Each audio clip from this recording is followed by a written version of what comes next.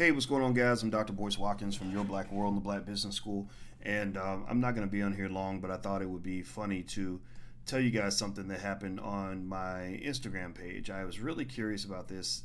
Sometimes I just go to bed and the good Lord puts stuff in my brain and I just want to, and it just, I don't know, I just act on it immediately. And that's actually a suggestion to anybody out here that wants to become a quote unquote high achiever. Not to say that I'm anybody special, but when I am at my best, one of the things I learned over time is the importance of trusting your spirit, trusting your gut. I trust my spirit and I trust my intellect and my gut more than I trust what any man has to say. What's up, Raheem Shabazz? Great filmmaker, bad black brother. Love you, man. And so anyway, I trust my gut, and so when my gut tells me to do something, I just do it. I don't give a shit. People like it or not. I don't care if you think it's politically correct or not. I don't care if it fits your agenda or not. It doesn't matter to me. It's not a matter of me trying to offend you. It's a matter of me trying to find a way to seek out the truth, so we can all live in some kind of truth. And I believe that that the collective truth is a collective of individual truths. It doesn't come from any one particular political party or any one particular way of thinking or anything like that. I think that there's a lot of different ways to get to the ultimate truth, whatever that may be for you. So here's what I did. And some people thought I was being a smart ass, but it really was a simple question that really reveals a lot. So right now, everybody's feeling extra black, Black Lives Matter, and all that stuff is really taking off. I think they're going to turn that into a political party, which is actually going to be kind of a boost, a booster for the Democrats, which is fine. That's their agenda. That's fine. That's what they do. George Soros created Black Lives Matter to basically elevate specific individuals in the black community, mostly LGBT, and mostly liberal, socialist, Marxist type individuals, and elevate them, and basically make that into kind of a thing that would galvanize all black people. Now, I see somebody asked, did I protest? I did go to a protest, but honestly, I'm not. I'm done marching. I'm done praying. I'm done getting on my knees. I'm not going to get on my knees and say, hands up, don't shoot. I'm not going to walk around talking about, I can't breathe.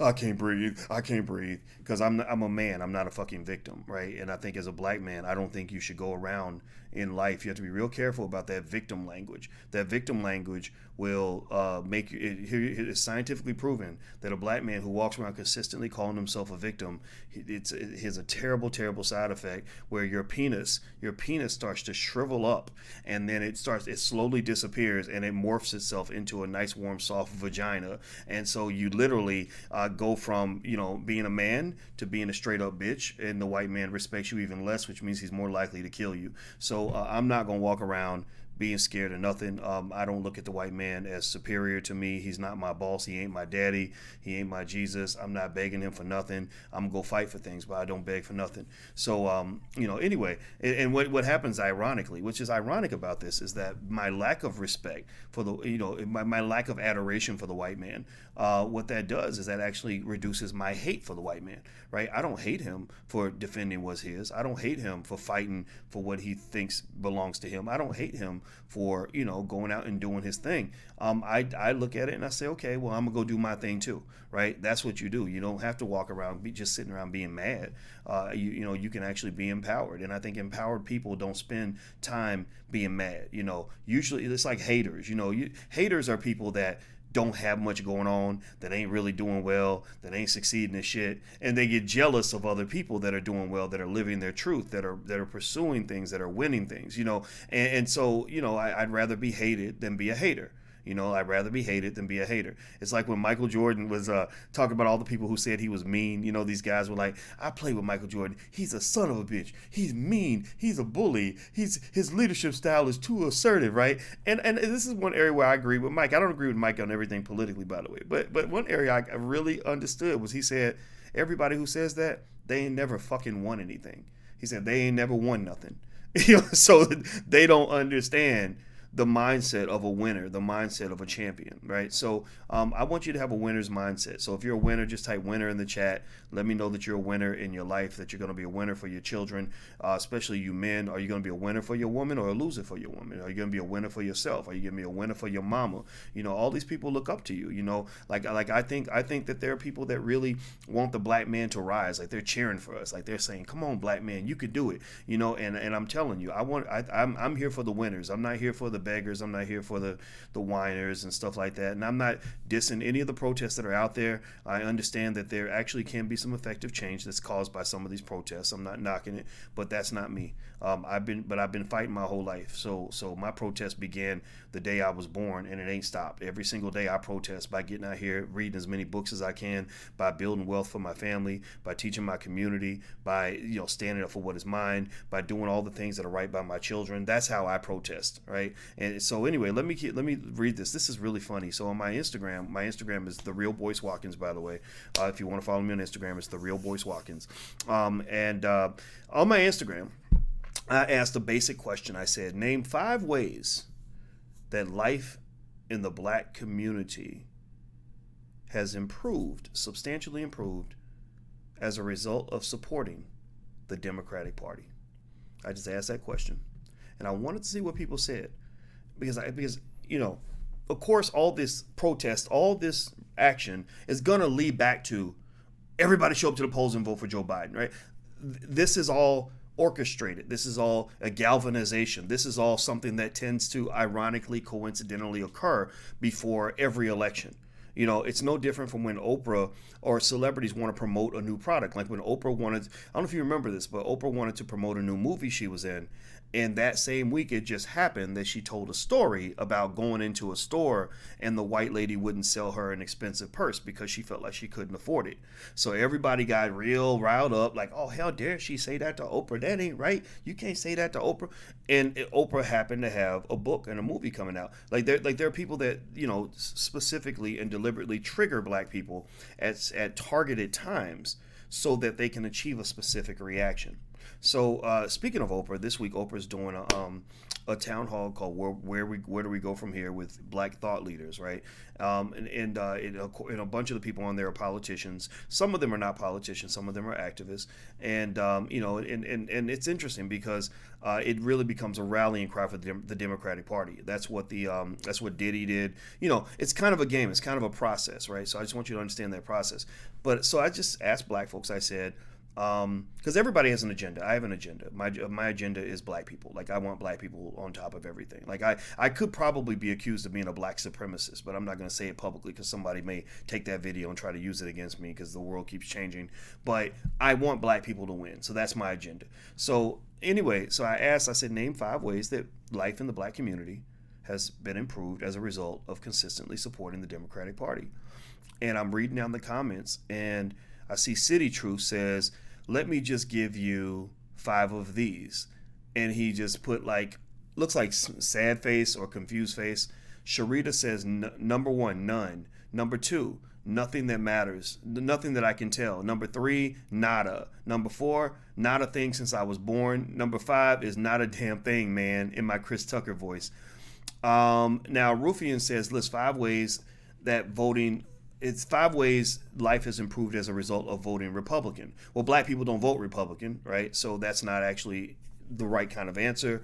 But I do think it fits into, right, we know the consistent narrative. It's to say, well, the Democrats are bad, but look at the Republicans, And what I think we can consider is the idea that maybe there's something better out there for black people than simply choosing between a rock and a hard place.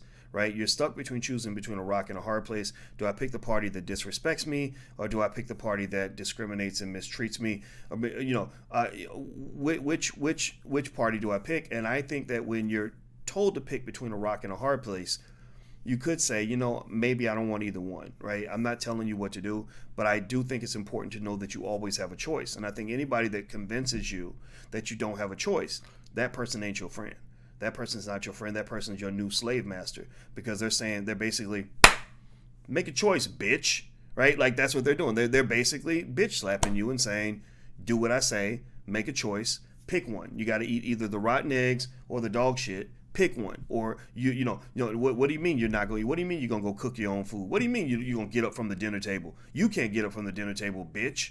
Right? I'm not a fan of that. I'm not a fan of anybody telling black people what to do, or forcing black people, or pushing, or just shaming black people into anything. Like, so that's since liberals like to invent terms, I've invented a term called voter shaming. I think voter shaming is when you shame black people into making a political choice they don't want to make. I believe in freedom. I believe in complete freedom. Freedom means you do what works best for your family. And the fact that there are so many people out there that have a problem with the idea of freedom for black people, the fact that so many people will get angry, I'm talking about livid. I told you I got banned from Ebony magazine because of this, right? So the fact that there are so many people, many of whom look like you, who get offended that I vote for your freedom, that really, it should tell you a lot. And the fact that you can't even think of 5 ways that your life has improved as a result of supporting these politicians, I ain't got to say shit to you. I shouldn't have to say anything to you to make you have a moment of clarity to say, what the fuck? I knew a lady, and I gotta go. It looks like my food's here. I'll order some Uber Eats food. I knew a lady who got a divorce from her husband, and he wasn't a great husband. He kind of neglected her, kind of mistreated her. Very subtle neglect, but it wasn't a good marriage. And I said, what made you, get to the point where you had the courage to make that decision to divorce your husband, even though, she lost a lot of friends, people got mad at her, people shamed her, like, oh, you're hurting your family, this and the other. And you know what she said? She said that the moment I realized I needed to leave was when somebody said, name 5 reasons why, you love this man. Name 5 reasons why you're in this marriage. And she said, I could not name 5 reasons to stay. And that's when I realized it was time for me to make an adjustment, right? So I'm not telling you to get a divorce from any of the politicians that you love. I do think that black conservatives deserve a voice.